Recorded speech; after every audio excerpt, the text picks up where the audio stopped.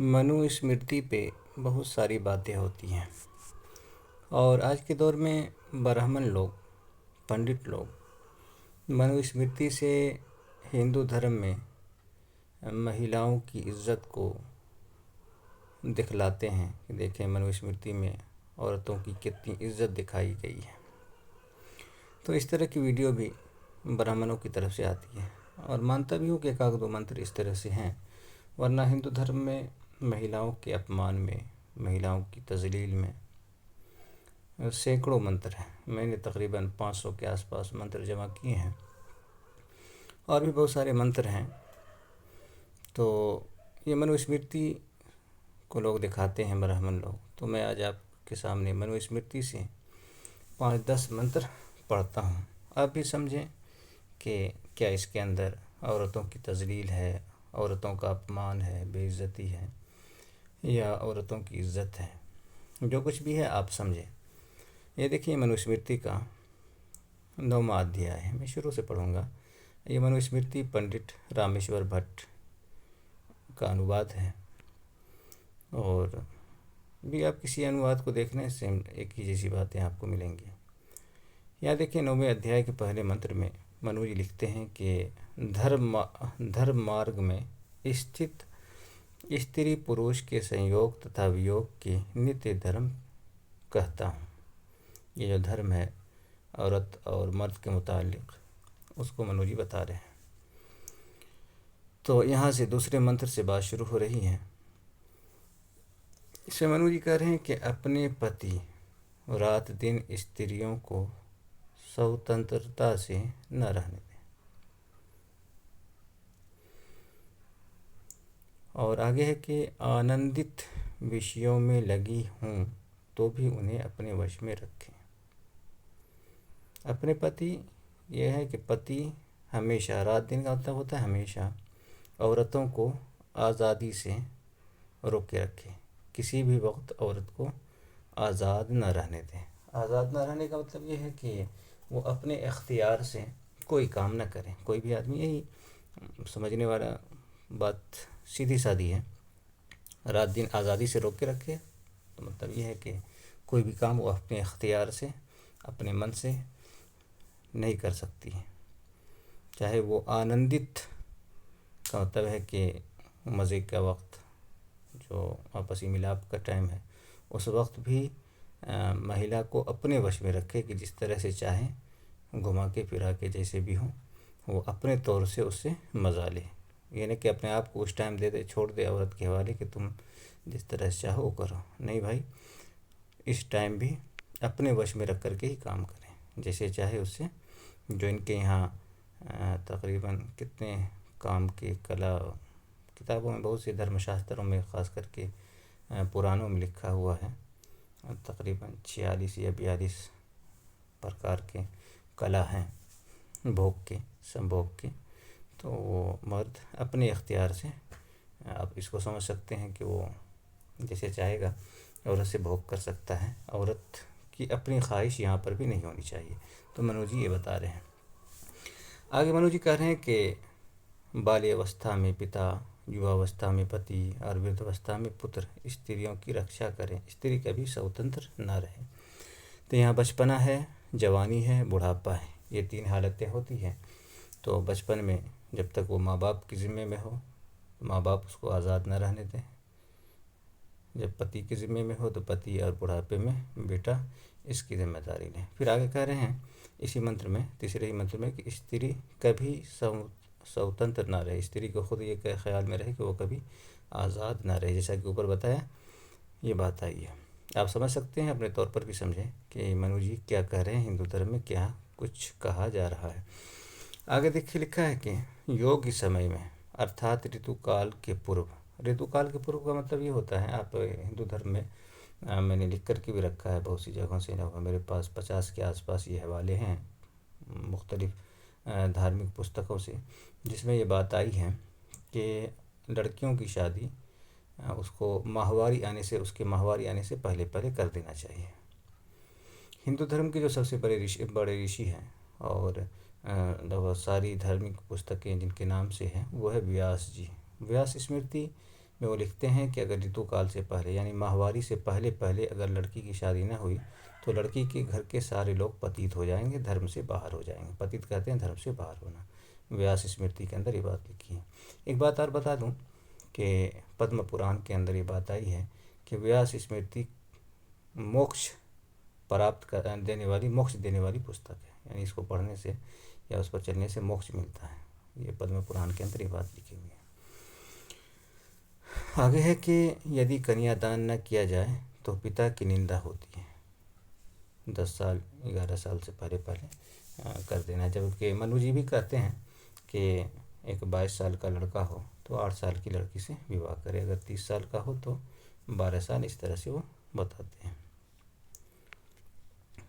आगे देखें, मंत्र 5 को देखते हैं। मंत्र 5 के अंदर है कि थोड़े कुसंग से, कुसंग कहते हैं एक होता है संग, कु कहते हैं कि बुरा संग, बुरी संगत जो हमारे यहाँ बोलते हैं, बुरा ताल्लुक या गलत लोगों के साथ। तो हल्का सा भी इसके अंदर शक हो तो इससे भी स्त्री को यत्न पूर्वक ताकत के बल पर पूरी एकदम ताकत से जो है इसकी जो है हिफाजत करनी चाहिए। क्योंकि आगे लिखते हैं कि क्योंकि आरक्षित गैर महफूज स्त्री पिता और पति के दोनों कुलों को संतापित करती है, दुख देती है। ठीक है, यहाँ लिखा है कि सब वर्णों के इस उत्तम धर्म को देखकर दुर्बल यानी जो कमज़ोर हैं, पत्ते दुबले हैं, ऐसे पतियों को भी अपनी स्त्रियों की रक्षा करने के लिए कोशिश करनी चाहिए, यत्न करना चाहिए। ठीक, आगे देखें, लिखा है कि जो अपनी स्त्री की रक्षा करता है वो अपनी संतान, चरित्र, कुल, अपनी आत्मा और अपने धर्म की भी रक्षा करता है। संतान की हिफाजत, चरित्र की हिफाजत, कुल की हिफाजत, तो ये सारी चीज़ें हैं। वो जो ऊपर ये बात आई है कि औरतों को कभी भी किसी भी टाइम आज़ादी नहीं देनी चाहिए। क्यों नहीं देनी चाहिए, वो ख़तरनाक बात नीचे आपको जब आप मंत्र 18, 17, 18 के पास जाएंगे तो बड़ी ख़तरनाक बात आई है, बहुत ज़्यादा ख़तरनाक। वो मैं आपको दिखाऊंगा, पर ये 2-4 मंत्र और पढ़ करके आपको सुनाता हूँ। यह मंत्र 8 में है कि पति भार्या के शरीर में प्रविष्ट होकर और गर्भ होकर भार्या में जन्म लेता है। ये बात भी कई जगहों पे हिंदू धर्म में लिखा हुआ है कि जो पति होता है वही पुत्र की शक्ल में जन्म लेता है। तो ये इनके यहाँ का एक ये है, मैंने शंकराचार्य से भी सुना है, वो भी ऐसा ही कहते हैं कि स्त्री जैसे पति का सेवन करती है वैसे ही पुत्र को उत्पन्न करती है, इसलिए संतान की शुद्धि के लिए भार्या की रक्षा ये ज़रूरी है। आगे देखें, यहाँ एक बात बताया जा रहा है कि ताकत के बल पर आप स्त्री की रक्षा नहीं कर सकते हैं, इसलिए उसके लिए कुछ नियम यहाँ 10 में लिखा है कि कुछ नियम हम आपको बता रहे हैं। तो 11 में कुछ नियम है कि धन संग्रह, व्यय, शरीर आदि की शुद्धि, धर्म कार्य, रसोई बनाना तथा घर की सामग्री की देखभाल, इनमें स्त्रियों को लगा ये काम स्त्रियों की हिफाजत करते हैं, लगा दें कि स्त्री इसमें लग करके अपने आप को की हिफाजत करती रहे, तो ये भी ठीक है। आगे देखें, इसमें कुछ बातें हैं जो स्त्रियों के 6 दोष बताए हैं कि 6 स्त्रियों के दोष हैं। दोष कहते हैं कि पाप या गुनाह जिसको हम बोल सकते हैं, जैसे शराब पीना, दुर्जनों का संसर्ग यानी गलत लोगों के ताल्लुक़, पति का विरह, पति से विरह कहते हैं कि अलग थोड़ा सा मोटापा जिसको अपनी ज़बान में बोलते हैं, आम ज़बान में, इधर उधर घूमना, कहीं भी घूमना, ये चीज़ है। कुसमय में सोना, गलत वक्त में, जैसे रात सोने के लिए है तो उस वक्त सोएं, और दूसरे के घर में रहना, ये स्त्रियों के 6 दोष हैं, तो इसको रहते हैं। अब यहाँ से जो मैं बताया था आपको, ये यहाँ से 14-15 से ये वो जो ख़तरनाक मंत्र मैंने बताया था वो यहाँ से शुरू हो रहे हैं। यहाँ लिखा है कि स्त्रियाँ न रूप की परीक्षा करती हैं, न चेहरा नहीं देखती हैं कि लड़का ये जो है सुंदर है, काला है, नाटा है, भद्दा है, जो भी है, न अवस्था विशेष पर ध्यान देती है कि बूढ़ा है, बच्चा है, जवान है, क्या है, ये भी औरतें स्त्रियाँ नहीं देखती, परंतु स्वरूप व कुरूप चाहे जैसे पुरुष को पाकर उसके साथ संभोग करती हैं, जो मिल जाए उसके साथ संभोग कर देती है। आप देख सकते हैं मनु जी स्त्रियों के बारे में क्या लिखते हैं, लेकिन इससे भी बड़ी बात आपको नीचे दिखेगी। आगे लिखते हैं कि ये स्त्रियां पुरुष के देखते ही भोग की इच्छा, चित्त की चंचलता और स्वाभाविक स्नेहहीनता के कारण स्वामी से उत्तम रीति से रक्षित होने पर भी पति के विरुद्ध आचरण करती हैं। देखिए स्त्री की खासियत बता रहे हैं।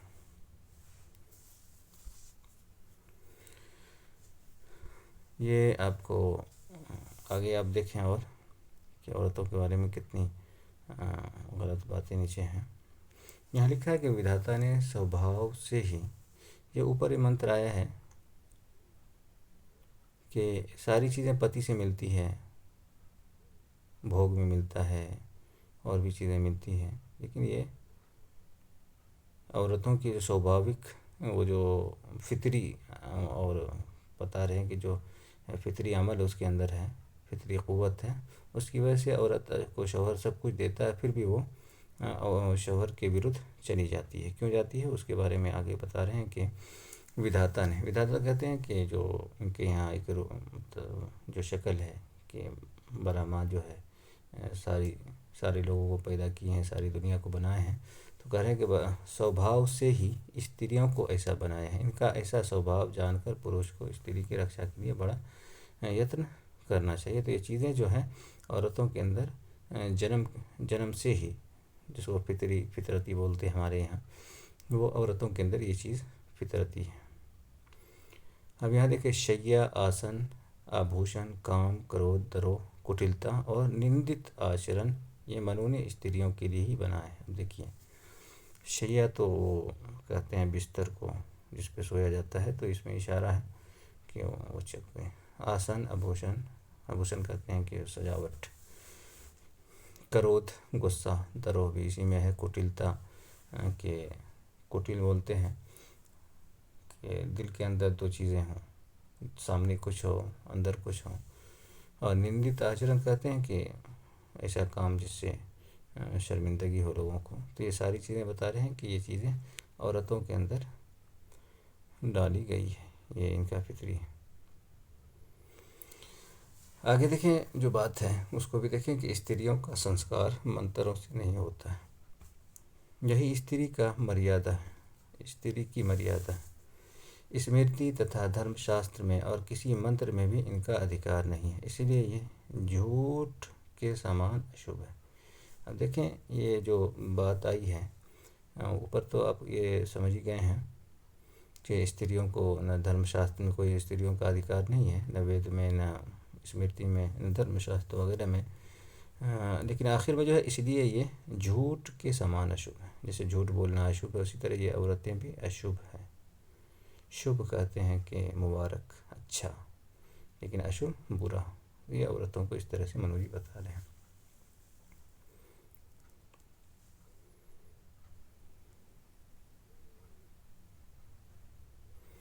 अब यहाँ से वो बातें हैं तो वीडियो लंबी ना करके ये जो कुछ 2-4 मंत्र आपके सामने आए हैं, इन मंत्रों से आप समझ सकते हैं कि हिंदू धर्म में महिलाओं की कितनी इज्जत है। ये तो मनुस्मृति के अंदर और भी मंत्र, अगर आप पीछे जाएंगे, नीचे जाएंगे, तो और भी जगहों पर इस तरह की बातें आई हैं, लेकिन इनको रहने दें। दूसरी जो इनकी धार्मिक किताबें हैं, धार्मिक पुस्तकें हैं, उनके अंदर तो और भी बहुत कुछ है। मैंने कहा कि मैं 500 ऐसे मंत्र जमा किए हैं, इसमें बहुत कुछ। और ख़ास करके एक बात और देखें कि मैंने जो देखा पढ़ने के बाद कि इनके यहाँ जितनी देवियाँ हैं उनका एक स्वरूप, और उनकी स्वरूप कहते हैं कि उनकी शक्ल व सूरत, रूप को जो बयान किया है, तो उसमें सैकड़ों जगहों पर औरतों के पिस्तान, जिसको इनके यहाँ स्तन बोलते हैं, तो इसकी खूबसूरती को ही बयान किया है। और 1-2 जगहों पर नहीं, सैकड़ों जगहों पर है। तो ये जो मखसूस जगह है, जो छुपाने की जगह है, प्राइवेट पार्ट जिसको बोलते हैं, इसकी भी तारीफ़ इनकी धार्मिक किताबों के अंदर सैकड़ों जगहों पर आई है। तो वो सारी चीज़ें आपके सामने मेरी वीडियो में आई भी होगी और धीरे धीरे आएगी। हद तक कि आप देखें सीता जी की बात, तो कि मतलब क्या कहते हैं, सीता जी की जो प्राइवेट या मखसूस जगह है उसका भी तज़किरा आया है। काफ़ी आया है रामायण के अंदर, वाल्मीकि रामायण के अंदर अगर आप देखें तो ये सब सारी चीज़ें हैं जिसे आप हिंदू धर्म को समझ सकते हैं।